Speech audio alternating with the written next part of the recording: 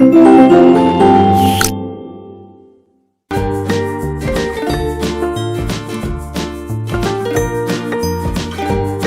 everyone, how are you all? So let's begin our chapter number 22 in English grammar and our lesson name is punctuation and capital letters. तो चलिए start करते हैं यहाँ पे.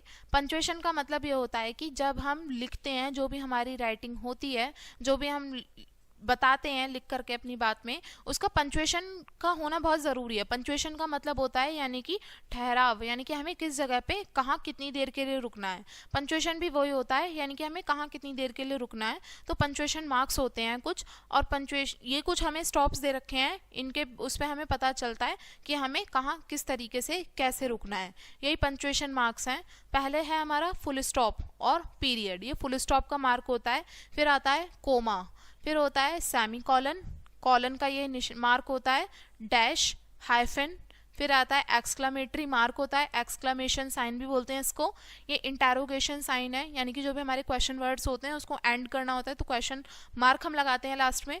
Apostrophe, brackets हो गए, और इन्वर्टेड कोमास हो गए. अब वन बाय वन करके इसको समझते हैं, इनका यूज़ कहाँ होता है.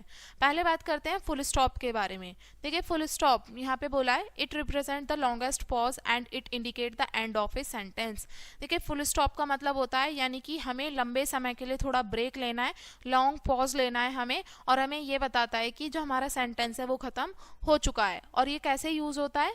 To mark the end of declarative or an imperative sentence. जो नॉर्मल हमारे सेंटेंस हैं वो हमारे फिनिश हो गए हैं तो उसको दिखाता है. और जैसे कि children like cartoon films, serve your parents. After initial and abbreviations, जो हमारी एब्रीविएशंस होती हैं, शॉर्ट फॉर्म हो गई, और जो हमारे इनिशियल्स हो गए उनके उसमें लिखते हैं हम, जैसे RL Handa, BA MLA MP. In the correct English usage mister and missus do not make a full stop. अगर हम इंग्लिश यूजेज हम ठीक से कर रहे हैं जिसमें मिस्टर और मिसेज होती हैं उसमें कोई फुल स्टॉप नहीं लगाते हम. बात आती है कोमे की. कोमे का यूज़ हम कहाँ करते हैं? It represent the shortest pause, यानी कि जो हम छोटे समय के लिए ब्रेक लेते हैं, कोमा उसको शो करता है. और उसका यूज़ होता है कहाँ? To mark of a series of a word in the same construction, यानी कि जो हमारी वर्ड्स की जो सीरीज है उसको मार्क करने के लिए, जो सेम कंस्ट्रक्शन का एक ही रचना का जो हमारा वाक्य बना हुआ है उसमें हमें रुकना है एक जगह पे, तो उसको दिखाता है. जैसे Madan, Sanjay and Rajesh are friends. It was a long, tiring and boring journey. To separate each pair of words connected with and, यानी कि जो हमारे वर्ड्स के जो पेयर्स हैं जो किससे कनेक्ट हैं? एंड से. उसको हम अलग करते हैं, जैसे high and low, rich and poor, old and young, all are equal in the eyes of God. ठीक है. फिर है after the nominative of addresses, यानी कि जिसमें हम किसी को एड्रेस करके, यानी कि किसी को बताते हैं, किसी की तरफ इशारा करके बताते हैं, उसके नॉमिनेटिव के बाद में यूज़ करेंगे. जैसे dear countryman, I am always at your service. फिर है आफ्टर एन एब्सोल्यूट फ्रेज, जो हमारा फ्रेज है उसके बाद में हम लगाते हैं, जैसे the raining having stopped, we went out for a walk. To separate two or more parts of speech coming together, यानी कि जब हमारी दो या दो से ज़्यादा पार्ट्स ऑफ स्पीच एक साथ आ जाती हैं तो वहाँ पर भी हम कोमा लगाएंगे, जैसे he is always good, kind and helpful. फिर है आफ्टर एन एडवर्ब फ्रेज, जो एडवर्ब फ्रेज है उसके बाद में लगाएंगे, जैसे to tell you the truth, he is not an honest man. To mark of a noun or phrase in apposition, यानी कि जो हमारा नाउन है या फिर फ्रेज है उसके अपोजिशन में लगाएंगे, जैसे Gandhi, a man of peace, was respected by all.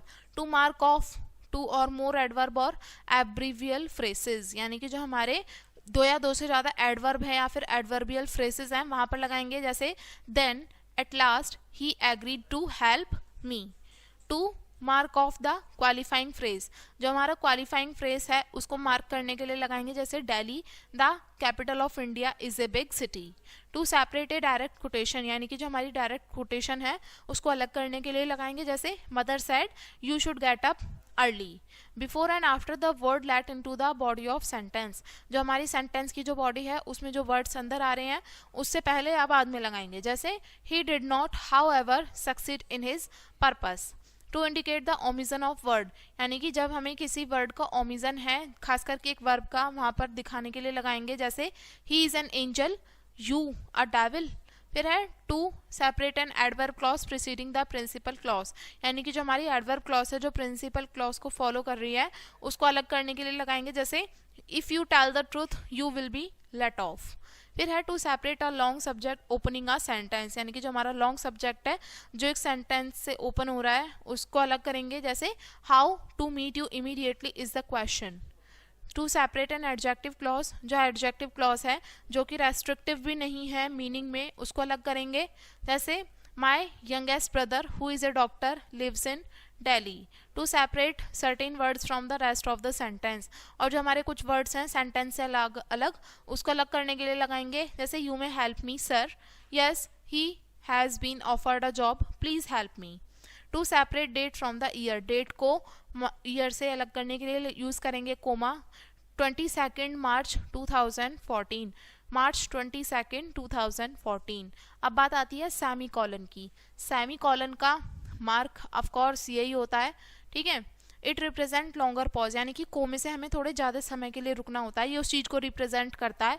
और इसका यूज़ हम कहाँ करते हैं, जो कंपाउंड सेंटेंस में क्लॉजेज होती हैं उसको अलग करने के लिए यूज़ करेंगे, जैसे he was a very successful young man and all like him.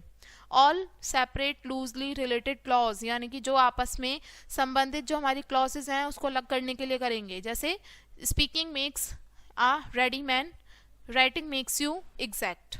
अब आता है कॉलन। कॉलन का यूज़ कैसा होता है, यानी कि 2 डॉट्स होते हैं वो कॉलन को रिप्रेजेंट करते हैं, जैसे it indicates a still longer pause than the immediately by a semicolon. Semicolon से थोड़ा ज़्यादा लंबे के लिए पॉज लेते हैं कॉलन के लिए, और इसका अक्सर डैश के बाद में होता है, जैसे कहाँ पर उसका इस्तेमाल होता है, टू इंट्रोड्यूस ए कोटेशन, एक कोटेशन को इंट्रोड्यूस करने के लिए, जैसे शेक्सपियर सेड, शेक्सपियर ने क्या कहा, uneasy lies the head that wears the crown. Before enumeration, enumeration से पहले हम इस्तेमाल करेंगे एग्जाम्पल से पहले, जैसे the important buildings in India are, जो इंडिया में नई अलग अलग बिल्डिंग्स हैं कौन कौन सी हैं, जामा मस्जिद, रेड फोर्ट, कुतुब मीनार, फिर है द बिरला मंदिर, प्रेसिडेंट्स हाउस। अब बात आती है डैश की। It is use to indicate a sudden stop or change of thought, यानी कि जहाँ पर हमारे विचार बदल जाते हैं अचानक से, या फिर एक अचानक से कोई स्टॉप आ जाता है उसको दिखाने के लिए इस्तेमाल करते हैं, जैसे if I were the principal but why you look for what is not, he is very rich man but what to us. अब आता है हाइफन। हाइफन का इस्तेमाल कहाँ कर रहे हैं, ये जो साइज होता है डैश से थोड़ा छोटा होता है, और ये कंपाउंड वर्ड्स जो होते हैं उसको बनाने के लिए इस्तेमाल किया जाता है, जैसे mother in law, father in law, stepson, worldly wise, 1/3। अब आता है exclamatory sign. It is use after interjection and after phrases, यानी कि जो इंटरजेक्शन है उनके बाद पहले और जो फ्रेसेस हैं उनके बाद में, और जो सेंटेंसेज हैं उसमें कोई सडन इमोशन या फिर फीलिंग शो करी जा रही है तो वहाँ पर एक्सक्लामेटरी साइन का यूज़ होगा, जैसे alas, hurray, bravo, what a lovely child.